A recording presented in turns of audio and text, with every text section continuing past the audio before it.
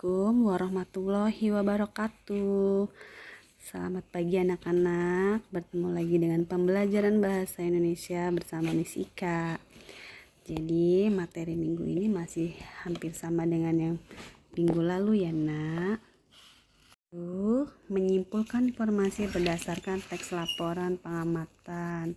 Indikatornya menemukan ide pokok dan mengembangkannya dengan menggunakan bahasa sendiri.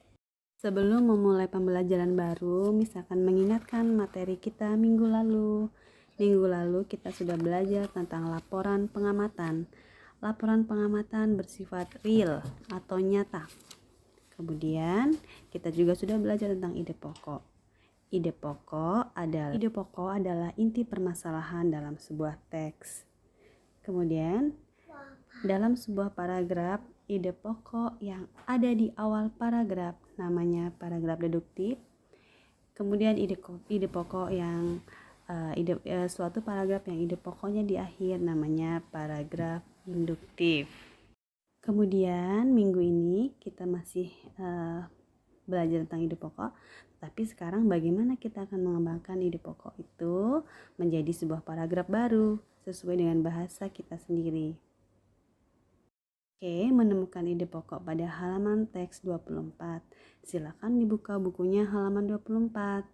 Ayo kita membaca teks laporan pengamatan tersebut yang berjudul Cengkih Kaya Manfaat.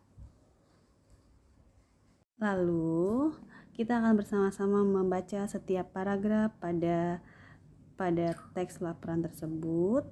Terdapat 4 paragraf. Silakan untuk digarisbawahi ide pokoknya setiap paragraf tersebut. Jika di awal, berarti namanya paragraf. Jika di awal namanya paragraf deduktif, silakan digarisbawahi di kalimat utama di awal paragrafnya. Kemudian ada juga misalnya ada di akhir, garis bawahi juga di akhir paragrafnya.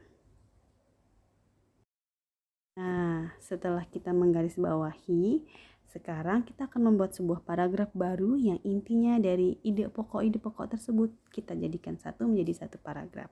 Ayo kita coba nak. Nanti jangan lupa menggunakan bahasa yang sesuai dengan ide. Kemudian tidak boleh disingkat-singkat, tulisannya yang rapi, lalu kumpulkan di Google Classroom-nya seperti biasa. Bisa akhiri, wassalamualaikum warahmatullahi wabarakatuh.